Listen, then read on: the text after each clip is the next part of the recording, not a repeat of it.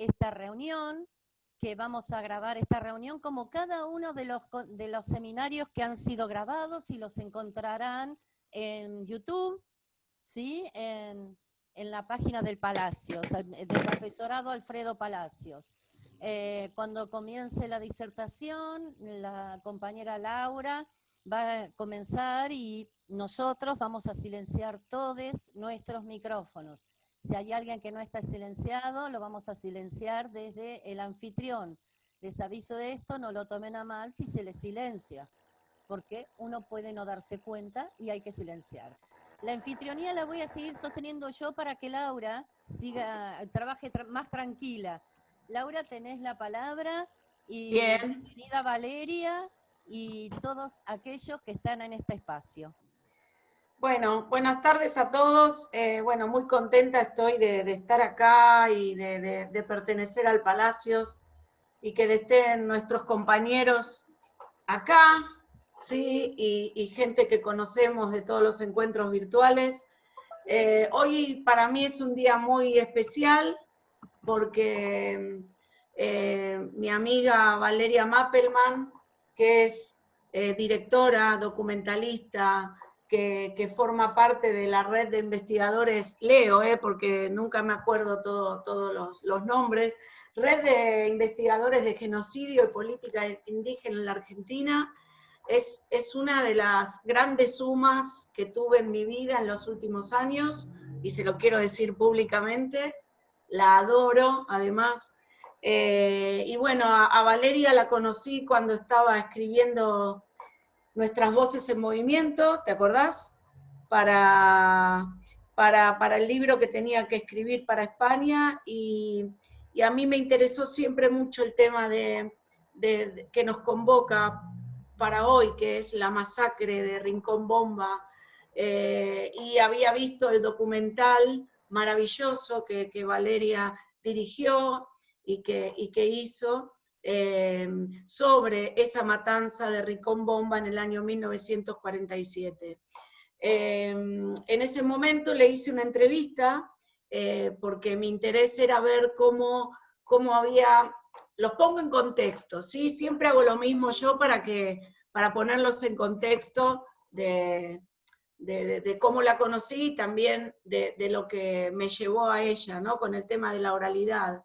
Yo estaba investigando cómo la oralidad, cómo había hecho ella para hacer entrevistas a personas del pueblo Pilagá que no hablaban el castellano, ¿no? Y si lo hablaban, que no lo querían hablar, ¿no es cierto? Por un montón de cosas que ella va a explicar.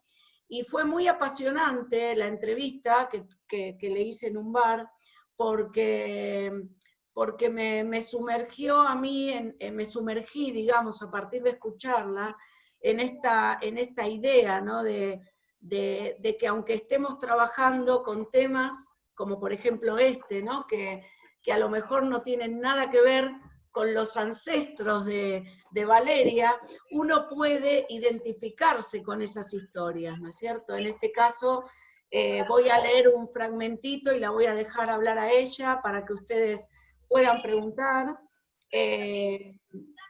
Yo le pregunté qué le había pasado a ella como Valeria al grabar, que fueron casi 60 horas, ¿no es cierto, Vale? 60 horas de entrevistas en Pilagá, que después hubo que traducir, ¿no es cierto? Imagínense todo ese trabajo. ¿Qué había sentido ella cuando había escuchado esa historia, ¿no? Entonces, Valeria me dijo esto, y la cito, más allá de que no tengo sangre Pilagá, yo sentía que era la historia de mi abuelo que se había escapado de los pogroms, ¿sí?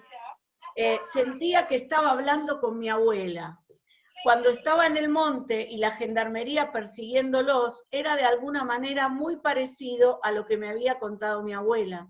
Entonces no era algo lejano a mi historia, a la historia de mi abuela. Lo que sí sentí es que me había encontrado, no descubierto porque yo no descubrí nada, con gente que tenía algo que contar. Y lo que iban a contar era como un espejo para los demás. Era como poner un espejo delante de la gente.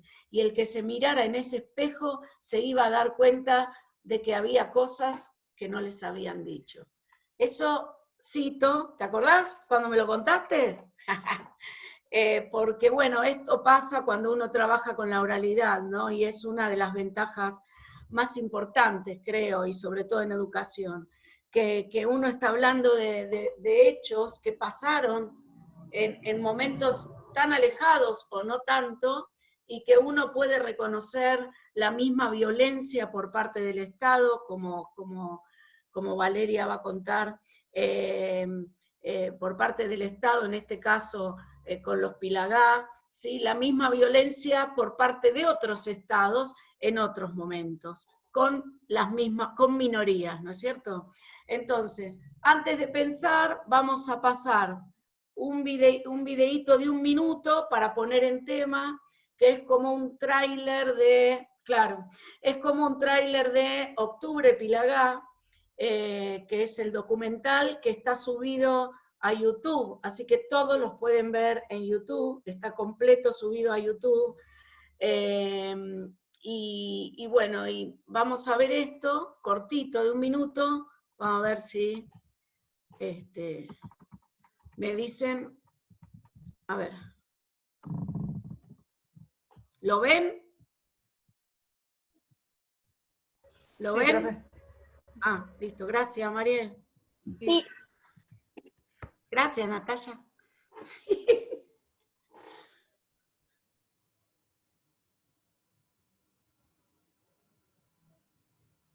Quedó muerto esto. Play. No sé qué pasó. A ver.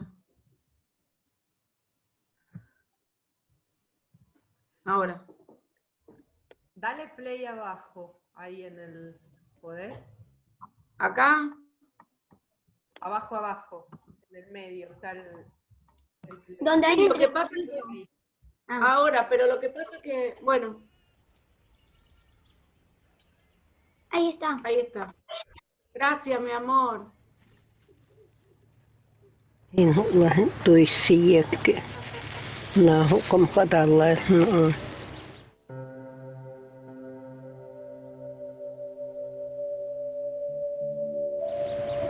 No sé, la gente matando a nosotros.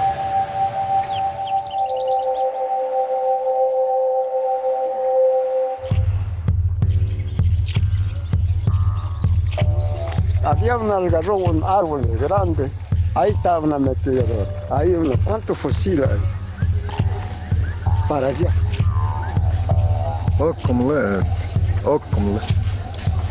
Hola machega na falla negra no te. Se me chica. Nadie. Ahora dan falla llena de yakal ok.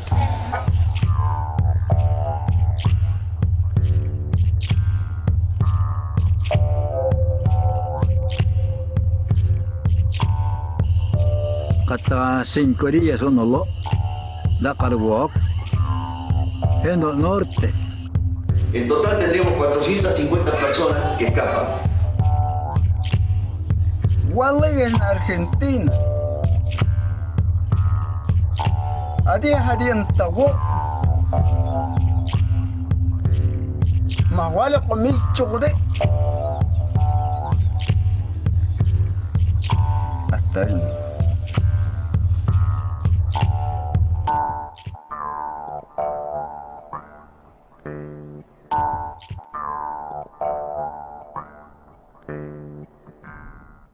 Bueno, por si no tenían, y es cortito, ¿no? Porque tenemos acá la autora, la guionista, la directora. Así que bueno, la idea es, ya que la tenemos acá, es que sea una actividad interactiva y que ustedes puedan hacerle preguntas sobre el documental mismo. Estamos hablando de, por las dudas, para aclarar, de un hecho que sucedió en 1947 y que hasta el 2006 estaba como silenciado, casi nadie sabía nada de esto. Y bueno, fue la lucha de los mismos Pilagá y de ellos mismos que lograron que esto se supiera, ¿no? Estamos hablando de Argentina, de un Estado que se construyó a partir de la masacre de pueblos originarios antes y después de Roca. Porque uno siempre habla de Roca y del genocidio y todo, pero nos olvidamos de que fue mucho antes de Roca y que también siguió después de Roca. Es un Estado que construyó se construyó neoliberal a partir de la masacre y la naturalización de esa masacre de pueblos originarios. Así que Valeria, empezamos. ¿Quién quiere hacer alguna pregunta o, no sé, empezar a... Hoy, de México, Catarino, hola, Catarino, ¿cómo andás? Bien, bien. Bien, buenas tardes, gusto en saludarlos. De Chiapas. A ver, Vale, ¿cómo querés empezar? ¿Cómo fue acercarte a los Pilagá, por ejemplo? ¿Qué es lo que te llevó a vos a acercarte a los Pilagá? Bueno, buenas noches, gracias por la invitación, un gusto estar charlando, a pesar de estas condiciones extrañas, pero bueno, lo vamos a lograr. Yo por lo menos vi un poco cortado el tráiler, pero pienso que algo pudieron captar de lo que pasaba, ¿no?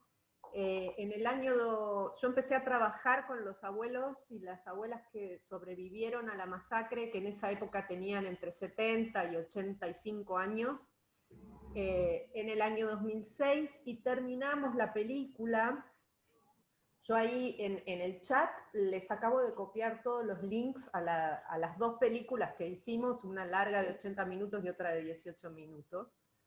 Trabajamos durante 5 años, 4 años y pico, y estrenamos en 2010 un trabajo que llevó muchas horas de grabación y una investigación que se hizo en archivos en Buenos Aires, a raíz de ciertos datos que ellos aportaron en sus memorias, con sus memorias, sobre la responsabilidad estatal sobre esta masacre, porque ellos recordaban muy bien los nombres de las personas que habían disparado en contra de ellos, de los civiles que habían colaborado.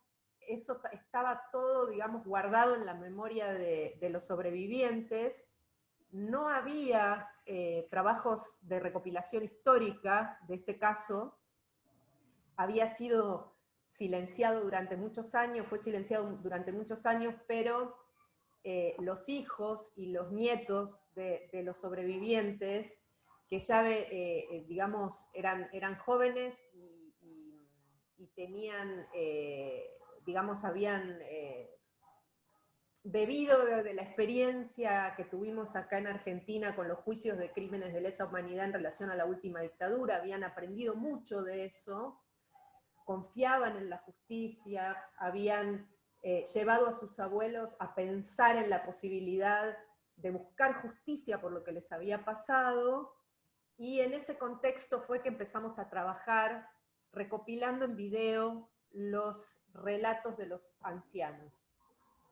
¿Qué fue lo que sucedió en La Bomba? El lugar, este paraje se llamaba La Bomba, queda muy cerca del pueblo de Las Lomitas, en Formosa, al norte de Argentina, en la frontera con Paraguay, y ellos se habían juntado en septiembre y los primeros días de octubre de 1947 en torno a un sanador, un hombre que se llamaba Tonquiet, que curaba sin cobrar, contaban ellos, un chamán, y se habían juntado mucha gente, cientos de personas. Estaban muy cerca del Escuadrón 18 de Gendarmería Nacional, que inmediatamente empezó a tratar de desalojar a los Pilagá del paraje para llevarlos a lo que eran las reducciones indígenas, que funcionaban en el norte argentino como reservorios de mano de obra indígena, que era capturada en distintas intervenciones militares, en distintos desalojos. Estas reducciones habían sido creadas en la época de Roca, tanto en Chaco como en Formosa, y los Pilagá, que estaban reunidos en este grupo tan grande, que digamos, el Estado Nacional no estaba dispuesto a permitir que esta multitudinaria reunión siguiera adelante, esta reunión religiosa, política siguiera adelante, y iniciaron el desalojo el día 10 de octubre. Ese desalojo fue un desalojo violento, con tropas de gendarmería disparando fusiles y ametralladoras pesadas.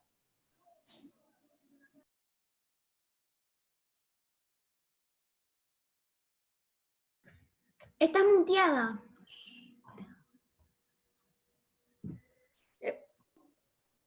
Ay, Ahora sí. te muteaste. Ah, perdón, no sé desde cuándo. No, desde que los sacaron, digamos, que no Bueno. los iban a permitir que estuvieran en reunión. Se produce el desalojo el día 10 y la gendarmería comienza a perseguir a las familias por el monte para ir capturando los diferentes grupos que escapaban por diferentes rutas, por diferentes caminos. No rutas, ¿no? Eran como picadas en el monte, ¿no? Para poder escapar. Los abuelos cuentan que ellos avanzaban de noche y se escondían de día para que no los descubrieran. Pasaron 20 días, en esos 20 días hubo más fusilamientos, violaciones de mujeres, capturas, y finalmente los sobrevivientes son recogidos con camiones de gendarmería y llevados a las colonias indígenas de Bartolomé de las Casas y Francisco Javier Muñiz. En estos lugares permanecieron por lo menos un año, hasta 1948, cortando quebracho y sembrando y cosechando algodón. No pudieron volver a sus territorios durante mucho tiempo. Algunos de ellos no pudieron volver nunca, porque perdieron los espacios que habían, en donde vivían, como por ejemplo lo que sucedió con el paraje de La Bomba, donde los desalojaron el día 10. No volvieron nunca más a esas tierras. Y 70 años más tarde, cuando nos conocemos, parte de esta búsqueda de verdad, de justicia, también tenía que ver con la recuperación de ese espacio que les habían quitado a los tiros el día 10 de octubre.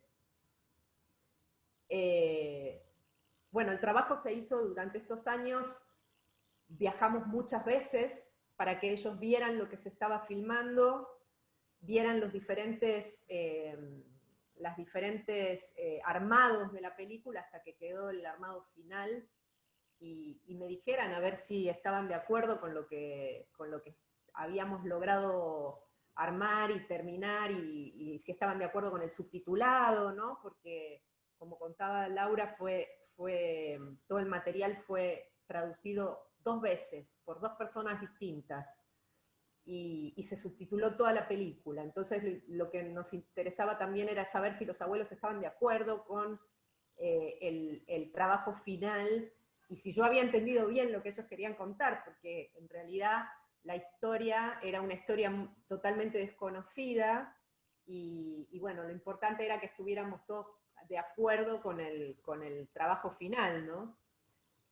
Lo que sucedió después con ese trabajo fue que se estrenó en Buenos Aires, la prensa reaccionó frente a lo que estaba viendo, publicaron muchas cosas, y esa misma semana, cuando se estrenó en Buenos Aires y el caso salió en la prensa, la Fiscalía decidió, después de 5 años, llamarlos a declarar.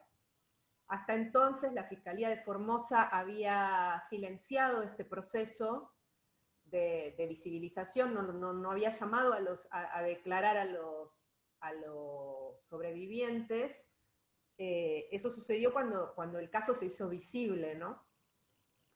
Entonces, estas personas se trasladaron a la ciudad de Formosa para declarar en sede penal, porque la fiscalía, a raíz de los documentos que mostrábamos en la película, había ubicado a 2 represores que habían participado en la masacre.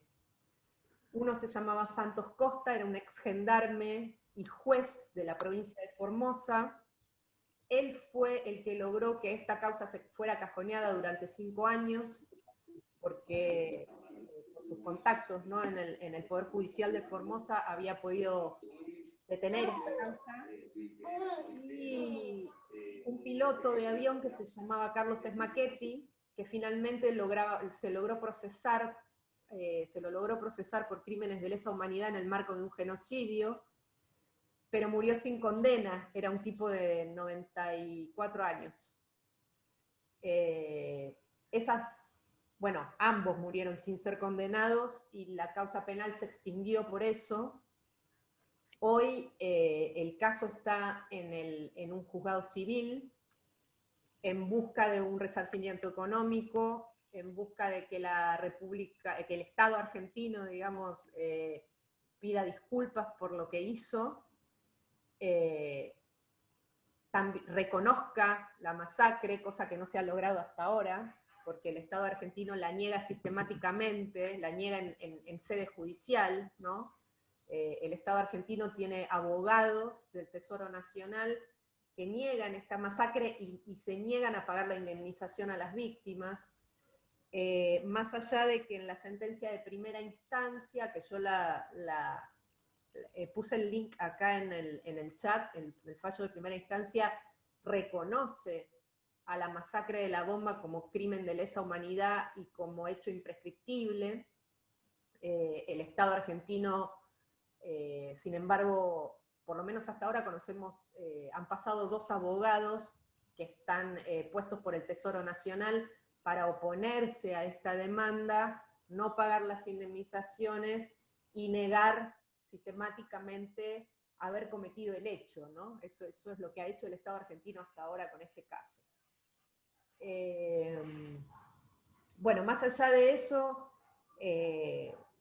el trabajo tiene la posibilidad, por ejemplo, de viaja solo, ¿no?, por los colegios, por las facultades, se ha usado mucho en muchos ámbitos, y en ese sentido creo que los abuelos, aunque todos los que están en la película ya murieron, de alguna manera, en los últimos años de su vida, tuvieron un resarcimiento de otro tipo, que fue el reconocimiento de que ellos no cometieron ningún crimen, sino que el crimen se los cometió en contra de ellos, ¿no?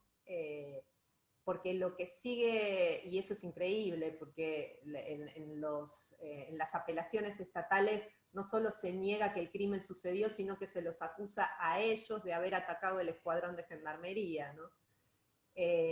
Pero bueno, creo que una de las cosas que fue pasando con este trabajo también es que es tan impactante escucharlos hablar y contar todo lo que les pasó mientras escapaban, que es muy difícil cuando uno los ve negar realmente lo que están contando, ¿no? Creo que en ese caso también el medio en el cual fue posible hacer este trabajo, el video, ayuda muchísimo, porque cuando uno vuelve a proyectarlos es como si volviera a verlos, ¿no?, todo el tiempo, es como si ellos nos hablaran.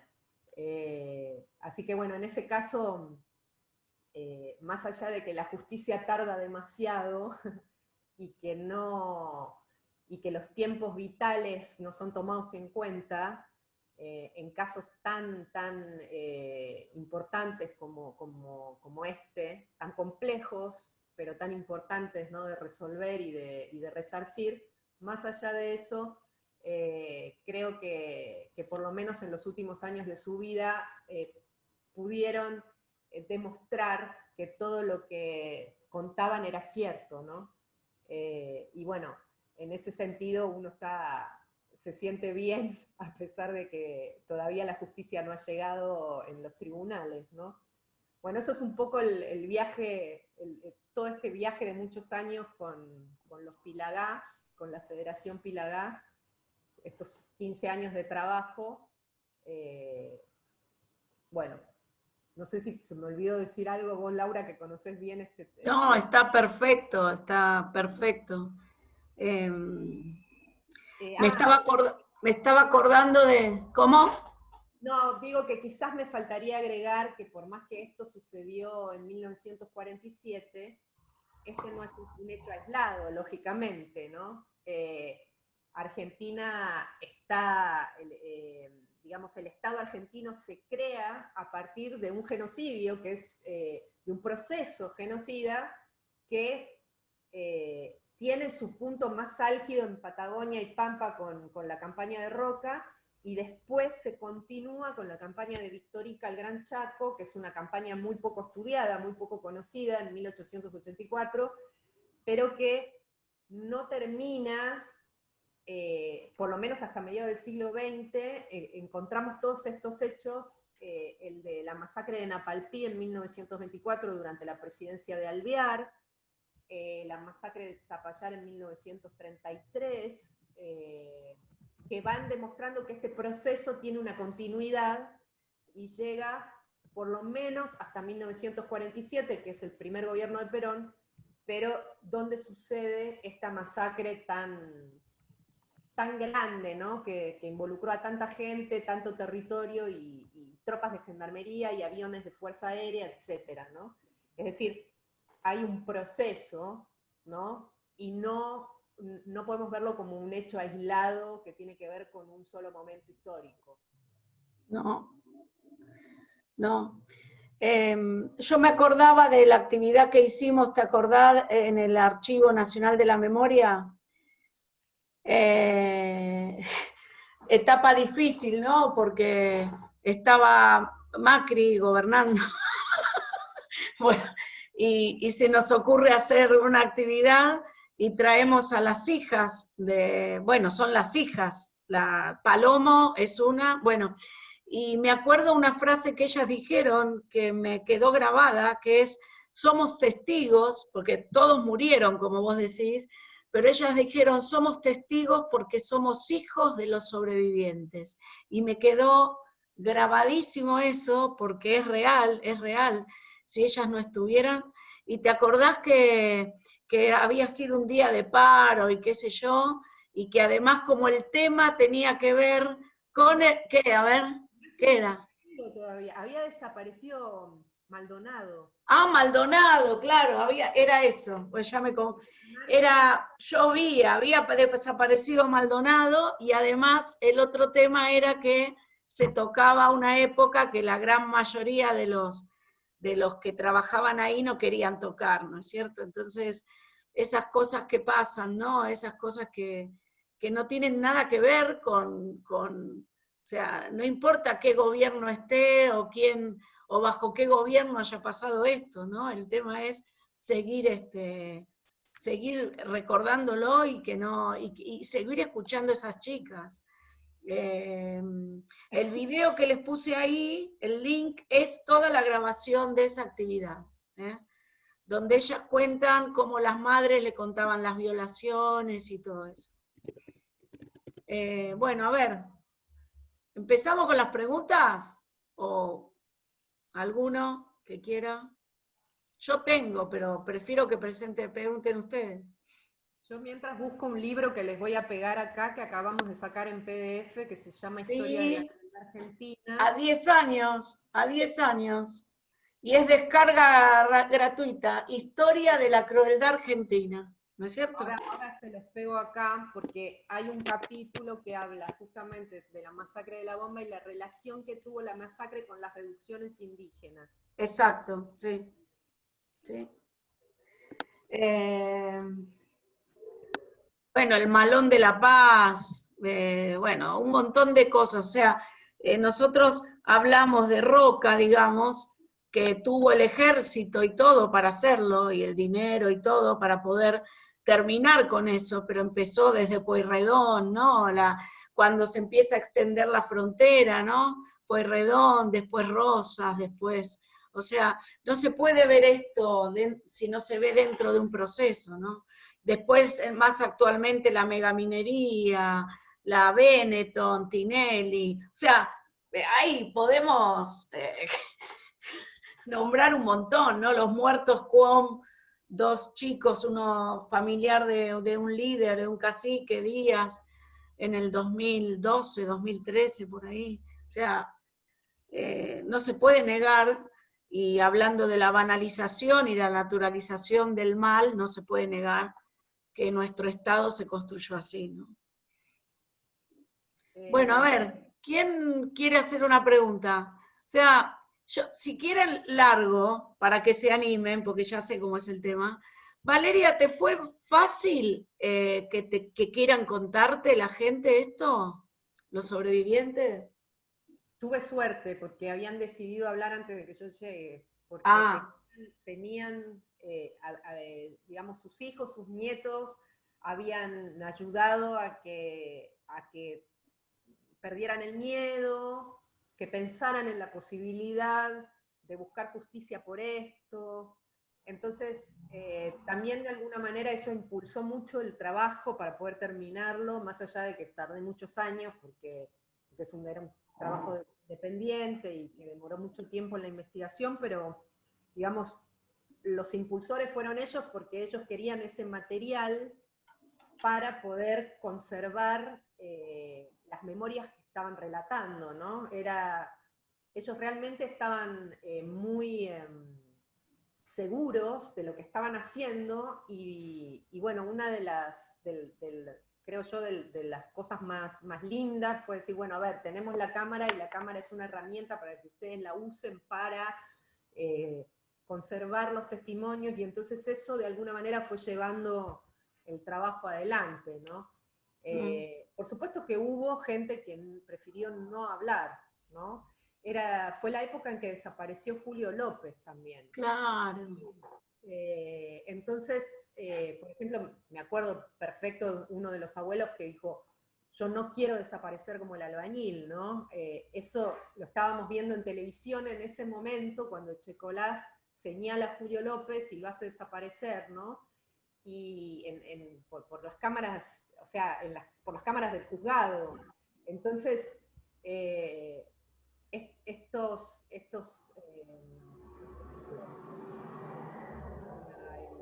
Don Melitón, él me hablaba de eso, me hablaba del miedo que tenía de hablar, porque no quería que le pasara lo mismo que le había pasado al albañil, ¿no? Pero bueno, más allá de eso, la comunidad estaba muy, muy consciente de lo que estaban haciendo, y de hecho en la película lo ven, acompañan al forense a buscar las fosas comunes, porque otra cosa que ellos realmente se involucraron físicamente en eso, ¿no? Con palas, acompañando al forense a cavar pozos para buscar pruebas para poder iniciar la causa penal. Entonces se involucraron mucho en todo el proceso, estaban muy comprometidos con el proceso, por eso no fue difícil que se animaran a hablar. Lo que sí pasó fue que ellos contaban todo junto, contaban el antes, el durante de la masacre y después, y en esa época yo usaba cassettes, no había HD, entonces iba cambiando los cassettes mientras contaban, porque podían estar hablando una hora y media, y yo no los paraba, ¿no? Los dejaba hablar sin traducir ni nada, para no interrumpir, y bueno, eso también fue parte del trabajo, ¿no? Después traer todo y traducir en Buenos Aires, que creo que fue la mejor manera de trabajar, ¿no? Porque hubiera sido imposible interrumpirlos y cortarles, digamos, la emoción cuando estaban contando, ¿no? Pero bueno, no fue difícil. Es una pregunta en el chat, Valeria. Sí, está Lili Yanco. Una pregunta en el chat. Liliana Janco quiere hacer una pregunta. A Sí. ver, Liliana, quítate el mute y avanzá con tu pregunta nomás. Y bueno, Natalia después. Valeria, te consulto, ¿cuáles fueron los motivos, o cuál fue el motivo, digamos, por el cual vos decidís realizar este documental? ¿Tenés algunos ancestros de estos pueblos, o simplemente hay otros motivos, o cuál fue la decisión de darle voz a este pueblo? No, yo estaba trabajando en otra película y supe de este caso. Y lo que me llamó la atención fue que había sucedido en pleno siglo XX y que había gente viva que podía contar de primera mano lo que había pasado. O sea, cuando a mí me contaban el hecho parecía que era algo sucedido en la campaña del desierto. Entonces lo interesante era encontrar sobrevivido y había visto, o sea, podía hablar como testigos directos de lo que había visto. A ver un momento, por favor, Valeria, se te escucha muy bajito y acá parece que hay unas voces que no se entienden qué son. Perdóname, Valeria, pero no está en mí interrumpirte, pero no hay micrófonos sin mutear y entran voces de risas y cosas así. Entonces, la idea es de tener... Estás hablando muteada, Laura. La idea es... Del que ya muteó, de donde venía la Bien, risa. entonces, vamos a continuar ahora, sí. Valeria, discúlpame, pero era necesario porque era una interferencia muy importante a tu voz, por un lado, y porque, digo, estaba saliendo muy bajita, tapada, cubierta por esa voz. Mirá, no, yo no la escuchaba. Bueno, digo que no me acuerdo dónde me quedé, porque no sé de qué no se escuchó. Exacto, ese es el tema. Entonces, la pregunta era, ¿qué te haciendo? llevó a esta Claro. investigación? Perdón, Y vos Lili, estabas contando vale, justamente que estabas esto. haciendo otra película, que estabas haciendo otra película. Okay. Ahí te quedaste, que estabas Ahí haciendo va. otra película. Ahí va, genial. Estaba haciendo otra película. Escuché del caso en Misiones. Yo estaba trabajando con 2 comunidades Mbia Guaraní en Misiones y escuché del caso y entonces supe que había sobrevivientes, o sea, testigos de primera mano de lo que había pasado. Y este era un caso que cuando yo lo escuchaba, cuando me lo contaban, los guaraníes, ¿no? A mí me parecía que una cosa así solamente podría haber ocurrido durante la campaña de Roca. Nunca pensé que podía existir gente que me contara de primera mano lo que había pasado en un caso semejante, ¿no? Entonces viajé a Formosa a encontrarme con ellos y a empezar a trabajar en esto. Por supuesto, como contaba Laura, yo misma tuve una experiencia muy similar con mis abuelos, porque escaparon de Rusia porque los perseguían los pogroms, ellos eran judíos, entonces los querían matar, las milicias, que son, sí, como paramilitares, ¿no?, de la época del zarismo. Entonces yo ya había escuchado todo esto cuando era chica, mi abuela me lo contaba y me lo contaba varias veces y siempre me contaba una parte diferente del relato. Entonces también, digamos, yo tenía esa inquietud, de alguna manera, que me sembró mi abuelo, de querer hablar y escuchar, más que hablar, querer escuchar de ellos estas historias y poder por lo menos ayudar a que se conozcan fuera de la comunidad, ¿no? Esa era la idea. Porque en la comunidad ya se conocían, es decir, ellos se los contaban a sus nietos y a sus hijos, ellos lo conversaban entre ellos, pero lo que no había pasado con esta historia era que no había salido hacia afuera, no había salido no se la habían contado a los blancos. A los blancos, claro. Natalia te quiere hacer una pregunta, pero hay un pequeño detalle, ¿sí?, que a mí me da impotencia cuando pienso que negar una cosa así. Un pueblo originario no va a enterrar a su gente en fosas comunes, ¿no es cierto? Esto ya de por sí, ¿no? No es algo que hagan los pueblos originarios, ¿no es cierto?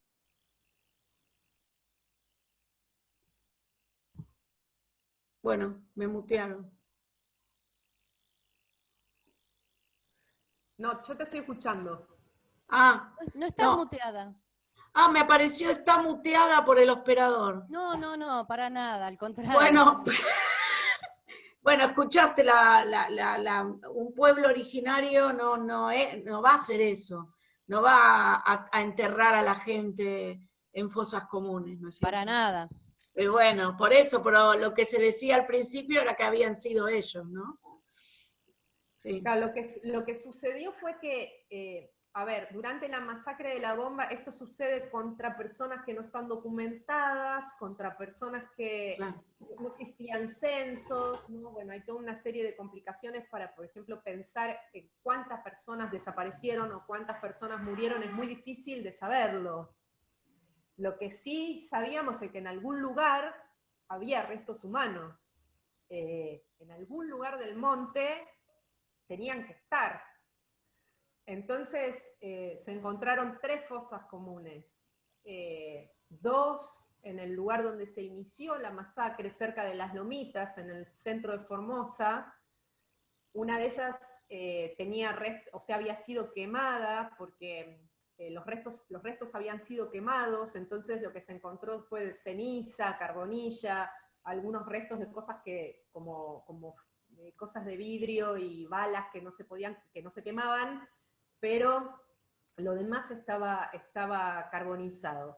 Y después, otra fosa, a 30 kilómetros de Las Lomitas, cerca del pueblo de Pozo del Tigre, en donde se encontraron 27 restos, es decir, 27 personas que fueron, se cree, asesinadas en otro lugar y tiradas en ese espacio del monte escondido para que no las encontraran. Entre esas 27 personas había un niño de unos 5 años, los restos de un niño de unos 5 años,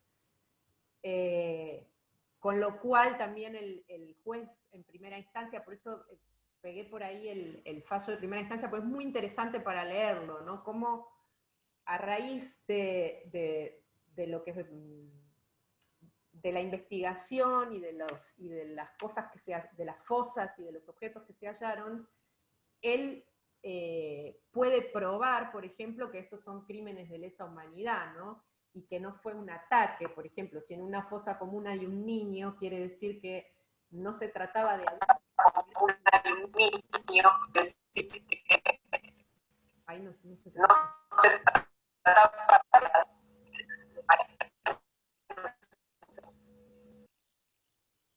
¿Me escucharon ahora? No. Sí, ahora sí. Ahora sí, pero antes no.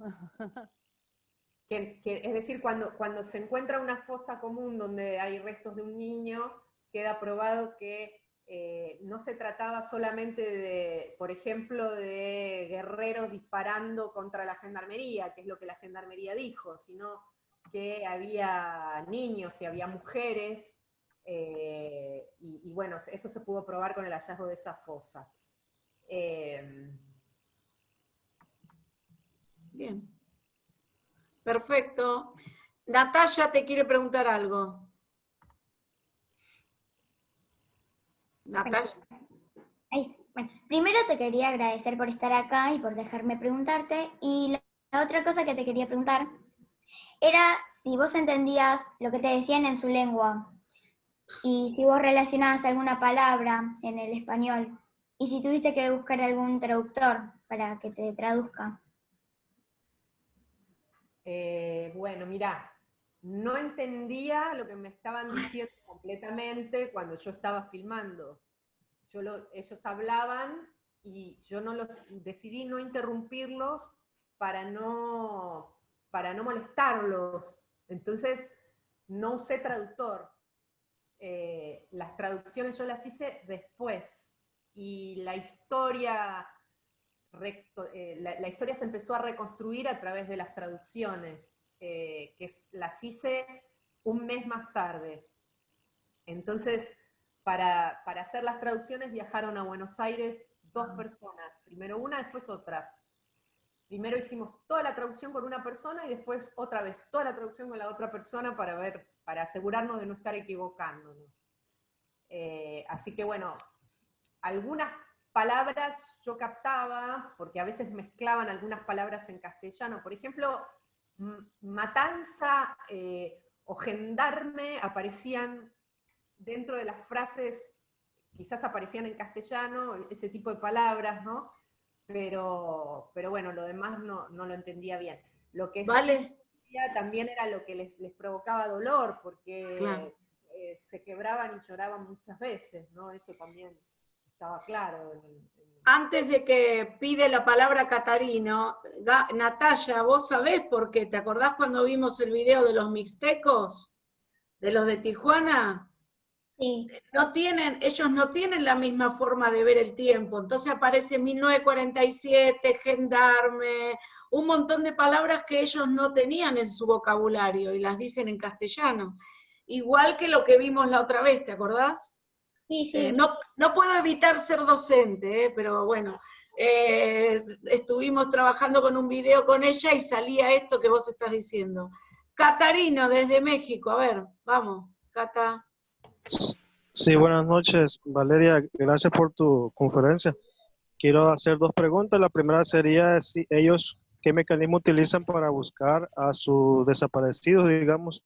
Y la otra es si pertenecen a algún colectivo que les apoye legalmente.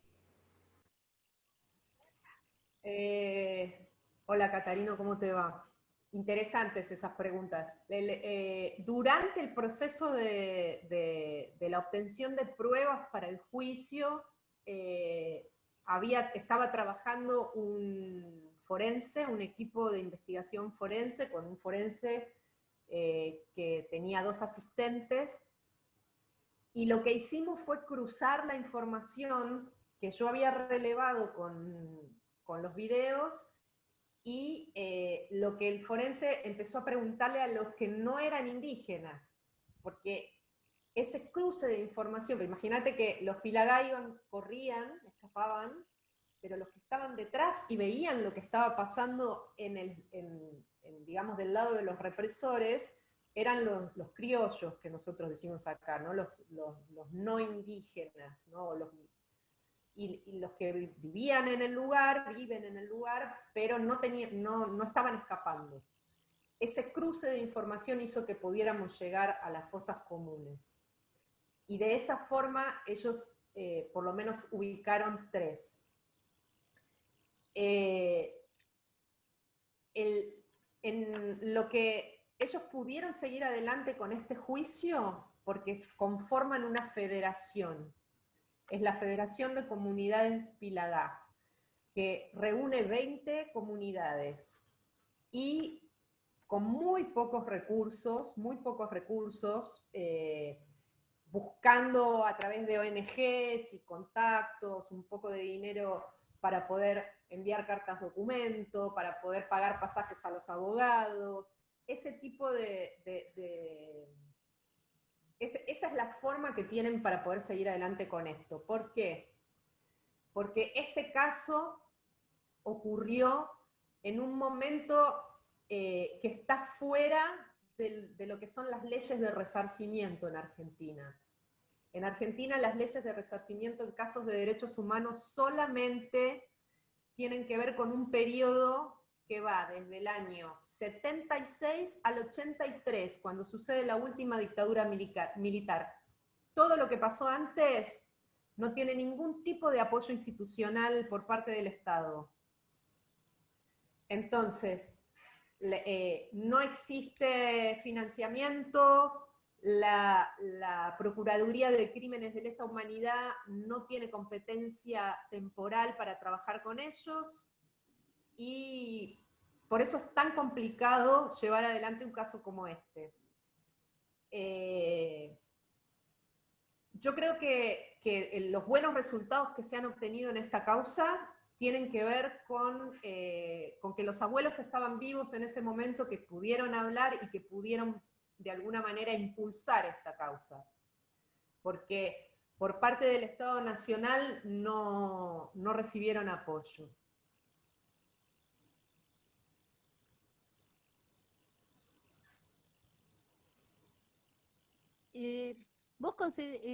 ¿Por qué pensamos que no recibieron apoyo o en todos los diferentes procesos de la historia institucional y no institucional, porque una dictadura no es una circunstancia institucional. Los Pilagá no tuvieron en ningún momento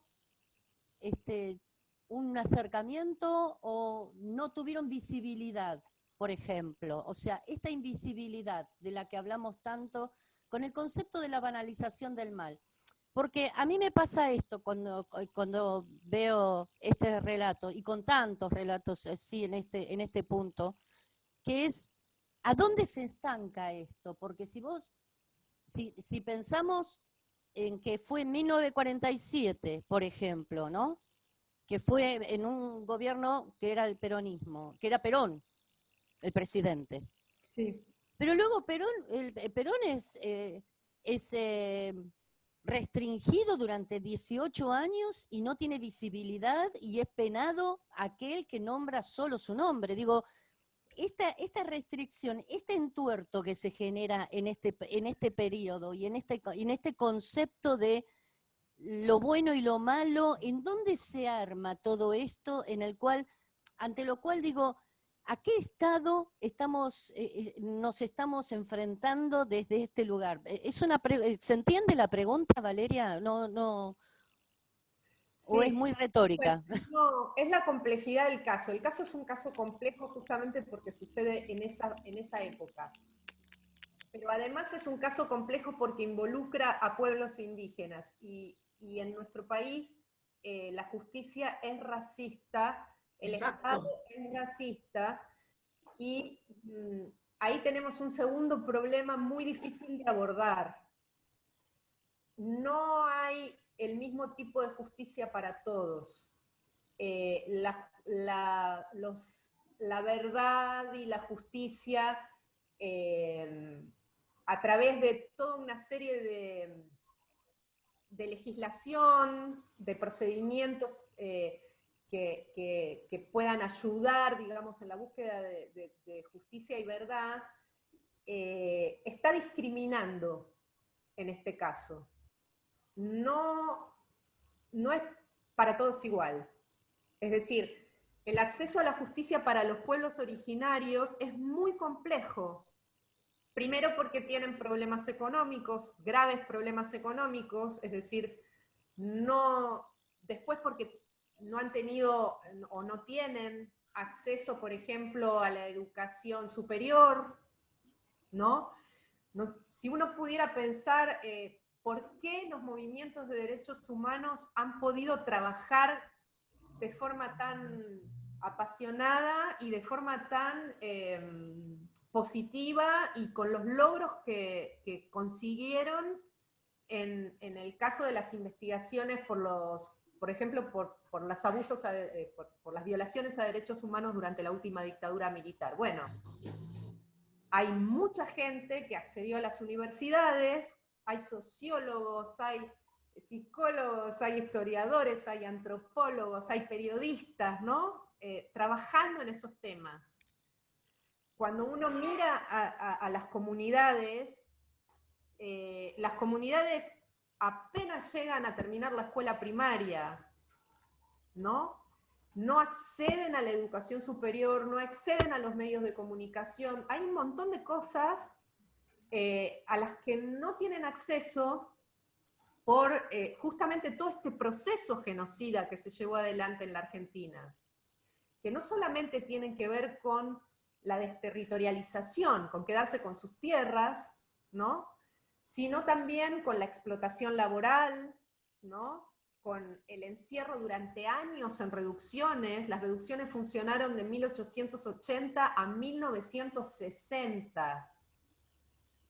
Las reducciones eran espacios concentracionarios, donde los indígenas quedaban encerrados trabajando para el Estado. Es decir, hay no una generación, muchas que vivieron en reducción, ¿no? Es decir, en esos lugares no podían utilizar sus nombres originarios, no podían practicar su religión originaria, no podían vivir en libertad, porque tenían que, eran puestos a trabajar para transformarlos en obreros, ¿no? Es decir, no se les permitía en esos espacios vivir su vida. Todo eso afecta de tal manera a los Filagá y a muchos otros pueblos que sufrieron masacres como esta, y son factores fundamentales para que estos casos no lleguen hasta donde deberían llegar. El otro problema es que esto sucedió en el año 47, y como sabemos, digamos, en los últimos años prácticamente hemos tenido todos gobiernos peronistas, es decir, la derecha que tuvimos, el gobierno de derecha que tuvimos con Macri, por supuesto que no tiene ningún interés en buscar justicia para ellos, para los Filagá, pero tampoco sucede eso durante los gobiernos peronistas, porque es una masacre que destapa una situación totalmente desconocida. Es decir, durante el primer gobierno de Perón, los logros en la legislación laboral, el voto femenino, etcétera, que fueron cosas muy positivas, existieron, por supuesto que existieron, pero también existió la masacre de la bomba. Y es muy difícil de revisar y es muy difícil de debatir, porque es un hecho muy terrible. Y es muy difícil hablar de esto y muy difícil que, digamos, por ejemplo, ¿no?, conseguir el apoyo de los organismos de derechos humanos, que no se han comprometido y no han apoyado y no han acompañado. Valeria, vos le llevaste el documental al juez que, no sé, estoy con problema de memoria, el juez este que estuvo mucha prensa durante el gobierno kirchnerista, durante más que nada Cristina, ¿cómo se llama? Ay, gente, por favor, estoy muy mal. Zaffaroni. Ahí está, vos le diste, vos lo viste a Zaffaroni y le diste Sí. ¿Le comentaste esto? La Federación Filagá estuvo en la Comisión por la Memoria, en APDH, en Abuelas de Plaza de Mayo. La Federación Filagá visitó todos esos lugares. Memoria Abierta, todos, los que quieran. Y nos cruzamos con Zaffaroni, le pasamos la película, y él lo que nos dijo es, bueno, ustedes tienen que llegar a la Corte Suprema, porque yo estoy en la Corte Suprema en ese momento, ¿no? Él dijo, yo conozco el caso, pero esto que ustedes tienen que llegar hasta la Corte Suprema donde estoy yo para que podamos hacer algo con esto, ¿no? Bueno, después Zaffaroni no estuvo más en la Corte Suprema. Pero el problema que se presenta es otro, ¿no? Hasta ahora, como yo conté, durante los juicios el Estado argentino apeló contra los Filagá. Es decir, el Estado argentino, no hay decisión política para que esto se resuelva. El Tesoro de la Nación, que hoy está dirigido por Zanini, ¿no? Lo que está haciendo es apelar para no pagar la indemnización. Si hubiera decisión política, en poco tiempo se podría sacar una ley que, de última, dijera, bueno, en el periodo del 9 de octubre hasta el 30 de octubre, los que fueron muertos y desaparecidos cobran la indemnización que corresponde. Supongamos que temporalmente ellos quedaron fuera de todas las leyes, porque eso pasa también, quedaron fuera de todas las leyes de resarcimiento por no estar en el periodo 76-83. Exacto. Ese es otro impedimento. Claro. Ese es el impedimento, sí. Lau, quería preguntarle algo muy chiquito. Valeria, primero agradecerte muchísimo tu exposición, porque ha sido muy buena, y la elección de Laura, me parece extraordinario lo que han hecho. Mi pregunta es sobre el tema de la religión. Si vos encontraste en tus reportajes, en tus diálogos, algún papel, primero de la Iglesia Católica, y segundo, si en ese momento, yo no sé si había presencia evangélica entre los indios aborígenes del norte, porque sé que de los 60 para acá hay una gran presencia evangélica, sobre todo anglicana, entre tobas y demás. No sé si en el año 47, pero digamos, si vos encontraste que el tema religioso tuvo algún papel en el enmascaramiento, en la justificación. Bueno, quería preguntarte eso nada más. Bueno. Empiezo por contar que Tonquiet, el chamán, había venido del Chaco con Biblias de los pentecostales, había llegado a Formosa con la Biblia de los pentecostales. O sea, como vos decís, los evangélicos estaban en la zona y ya tenían sus propias misiones donde trabajaban indígenas también, ¿no? Entonces, convivían en Formosa las reducciones estatales, donde ellos fueron llevados finalmente después de la masacre, las misiones evangélicas, donde también trabajaban indígenas, y las franciscanas. Las franciscanas, una de las cuales tenía 80.000 hectáreas que habían sido en la época de Roca del cacique Laixí, y Roca, a través de su campaña, se las quita al cacique Laixí y se las da a la Iglesia Católica. Entonces, siempre encontramos a las diferentes iglesias en el mismo proyecto que el Estado, que es la transformación del indígena, ¿no? El indígena no puede ser un ser libre, sino que tiene que, por medio de tanto las reducciones estatales como las misiones religiosas, tiene que ser transformado en, como decía el ministro de Guerra y Marina de Roca, brazos baratos para la industria. Todos estaban en la misma sintonía. Cuando la masacre sucede, lo que yo encuentro después en el archivo, en un trabajo que hizo una historiadora que se llamaba Gabriela Dalacorte Caballero, que ella trabajó en el archivo franciscano.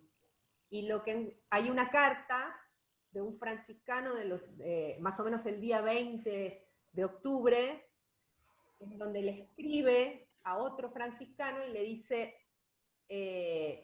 los gendarmes están matando gente, por las rutas de Formosa se siguen movilizando la gendarmería, los muchachos están cabreros, una cosa así, dice el cura, le dice al otro, pero por acá está por ahora, cerca de Laixí, todo está en orden, ¿no? Te estoy hablando, este cura le escribe desde cerca de la ciudad de Formosa, es decir, prácticamente a 600 kilómetros de donde ocurrió la masacre, le escribe a otro cura que está en Santa Fe, y le cuenta esto. Es decir, por más que lo sabían, no denunciaban, ¿no? Era como parte de, era hasta casi algo habitual, ¿no? Los gendarmes están cabreros, están persiguiendo indios, ¿no? Y es parte digamos, del intercambio epistolar de los curas, pero no hay una condena a lo que está pasando, ¿no? Acá Liliana Yanco pide la palabra para preguntar. Sí, Valeria. Más que nada, si vos tendrías que enumerar, o no sé, sí, enumerar sería la palabra, aquellos obstáculos o aquel obstáculo más difícil que tuviste que sortear con este documental, ¿cuál sería o cuáles serían? Para filmarlo o a través de todo para filmarlo. Sí, para filmarlo y lo que vino a raíz de eso. A ver, mientras yo trabajé no tuve grandes problemas. Bueno, una vez me entraron al hotel y me robaron un cassette y nunca supe si, bueno, yo siempre supuse que era la gendarmería, porque la gendarmería siempre sabía cuándo yo llegaba y cuándo me iba, siempre lo tenía claro, porque siempre había señores de inteligencia dando vueltas. Pero nunca me prohibieron trabajar ni nada, ¿no? Aparte yo sola o con otra persona más y nada más. Si no era un gran equipo de filmación. Lo que sí, a ver, los problemas quizás empezaron después, cuando había que proyectar la película y hubo hechos de censura y en algunos centros culturales preferían no pasarla porque era un tema complicado, ese tipo de cosas, ¿no? Hablando ya en el marco del 2000 en adelante, Pero, ¿me estás hablando? Censura. Lili, estábamos en el Archivo Nacional de la Memoria y la gente que está a cargo del Archivo Nacional de la Memoria es toda del gobierno, son cámpora el archivo. Por más que estaba Macri, la cámpora estaba en el archivo y no quisieron venir, no vinieron, hicieron el boicot para no venir porque se hablaba de un tema del 47 y nosotros no estábamos trabajando eso, ¿sí? Estábamos trabajando el tema de la memoria, hicieron un boicot, ¿sí? Claro, claro, claro. Sí, sí, sí, entiendo. Es lamentable, pero bueno, ¿qué va a hacer? Natalia Barrios pide la palabra. Natalia. Sí, Valeria, me quedó una duda. Con respecto a las reducciones, cuando vos hablas del Estado, ¿quién manejaba esas reducciones? ¿Había personal del Estado ahí o también la iglesia se prestaba para eso? Dos cosas. Las reducciones se iniciaron a fines del siglo XIX y en ese momento estaban dirigidas desde la Comisión de Reducciones de Indios. En la época de Perón cambia de nombre el organismo y se llama Dirección de Protección al Aborigen y pasa a depender de la Secretaría de Trabajo y Previsión. ¿Por qué? Porque en esos espacios había trabajadores. Y el administrador, digamos, de las reducciones en ese momento se llamaba Abel Cáceres, era un empleado de la Secretaría de Trabajo y Previsión. Él era el funcionario civil que figura en los documentos secretos y reservados que se envían desde el Ministerio de Guerra para avisarle al Ministerio del Interior que la represión ya se había ordenado. Hay dos documentos secretos y reservados que se desclasifican, digamos, mucho tiempo después, y en ese documento aparece el nombre del administrador de las reducciones, que los abuelos lo conocían y me lo habían mencionado un montón de veces, y esa persona, yo le puedo seguir el rastro acá en Buenos Aires, porque trabajaba para la Secretaría de Trabajo y Previsión. Entonces estas reducciones, que eran 3 en esa época, Napalpí quedaba en el Chaco y Bartolomé de las Casas y Muñiz en Formosa. Durante algunos años llegaron a tener hasta 7.000 personas trabajando adentro, niños y grandes. Es decir, las listas que yo encontré después en la Contaduría General de la Nación, de los trabajadores que estaban adentro, incluyen muchos chicos. ¿Qué pasaba con esos chicos? Y ahí contesto a la otra pregunta sobre la iglesia. Había internados de niños dentro de las reducciones indígenas. Y en esos internados se separaba a los chicos de las familias para tenerlos toda la semana ahí adentro. Y los reglamentos de las reducciones específicamente tenían parte de la reglamentación tenía que ver con que los niños no se contaminaran con los estoy hablando entre comillas, no se contaminaran ¿cómo se dice?, de las malas costumbres de sus familias. Esos internados para niños estaban dirigidos por sacerdotes y monjas, que en este caso, en el año 47, eran polacos, habían venido de Polonia. El sacerdote que dirigía los internados de niños tenía un nombre, un apellido muy raro, se llamaba Hryniewicz, y tenía a cargo el internado José de San Martín, que era el internado de niños de la reducción. Hay un trabajo muy, muy interesante de Marcelo Musante, que es un sociólogo. El libro lo pueden conseguir de bajada gratuita. Lo editó la Universidad de Río Negro y se llama En el país de no me acuerdo. En ese libro hay un capítulo un trabajo muy en profundidad sobre las reducciones. Es el capítulo de Marcelo Musante. Y se baja gratuitamente en internet. El sistema de las reducciones es muy interesante, muy desconocido, y bueno, como yo contaba, como atraviesa 3 grandes masacres, que es la de 1924 en Napalpí, la del año 33 en Zapallar y la del 47 en La Bomba. Estas 3 masacres están conectadas directamente con el sistema de reducciones.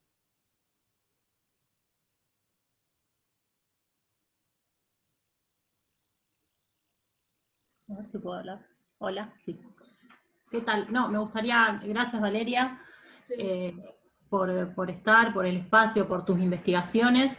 Y no, cuando dijiste el tema de los internados de niños en las reducciones, que algunos estaban a cargo de monjas polacas, justamente nosotros vamos a un hogar donde hay monjas polacas, son muy viejitas, y vinieron en esa época. No te digo que a lo mejor estuvieron ahí, pero vinieron en esa época.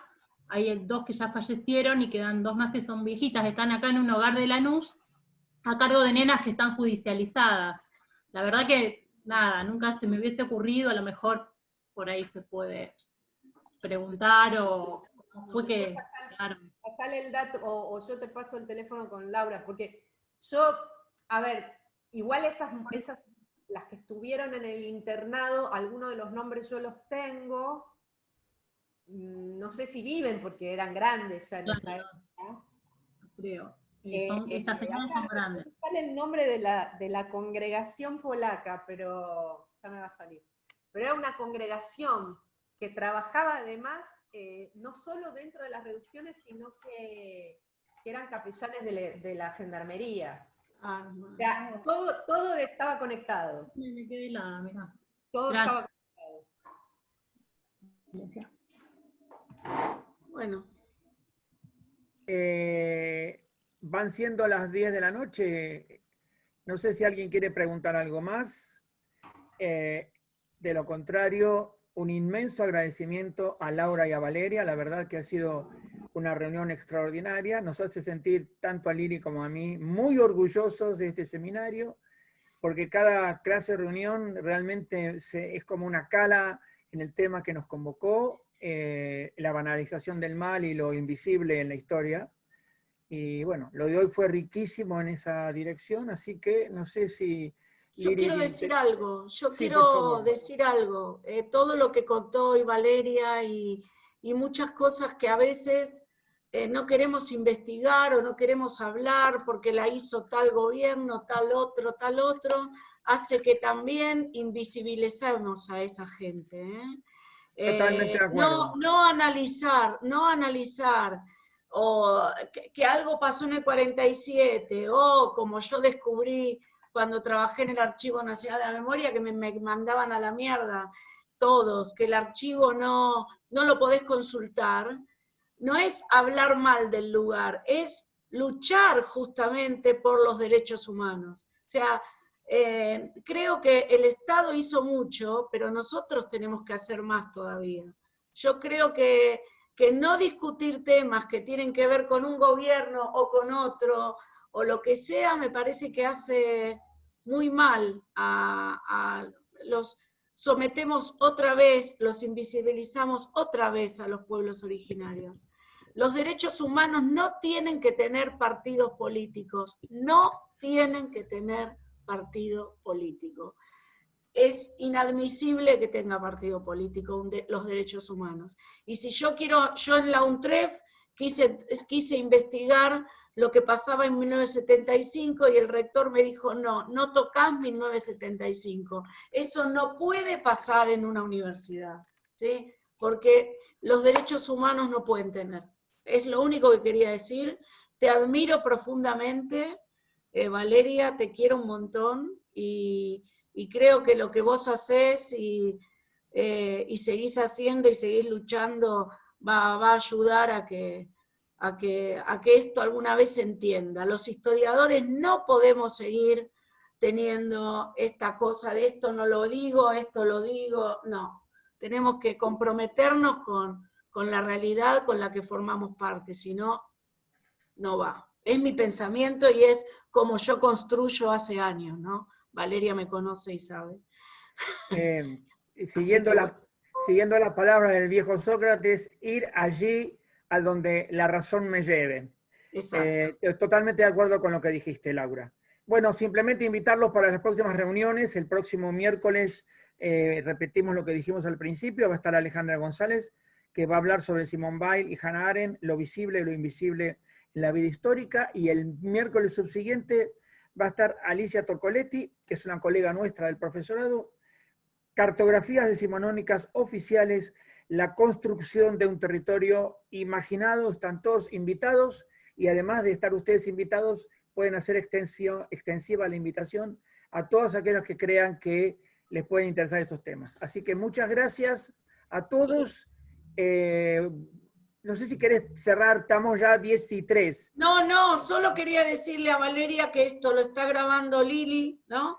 Va a estar Como subido dijo al canal de YouTube, al canal de que va a YouTube. estar, y después si me podés mandar el enlace, yo también lo subo. Sí. Sí. Va a estar en el canal de YouTube donde están todos las exposiciones anteriores, y de paso invitamos a quienes no han estado en alguna de las exposiciones anteriores, que las pueden revisar en ese canal, ¿no? Hay exposiciones muy interesantes, algunas de alumnos, que son de calidad excelente, y algunos de colegas docentes, o algún docente invitado de otra institución. Bueno, muchas gracias a todos. Gracias, Vale. Por favor, beso. Muchísimas gracias, Valeria. La verdad ha sido muy buena la exposición, y espero que todos tengan buena semana. Nos vemos el próximo miércoles. Chau, chau. Participar. Por favor. Chau, Natalia. Chau, Natalia. Saludos, chau, nos vemos. Chau. Gracias. Chao, Lili. Nos vemos. Chao, queridas. Chao.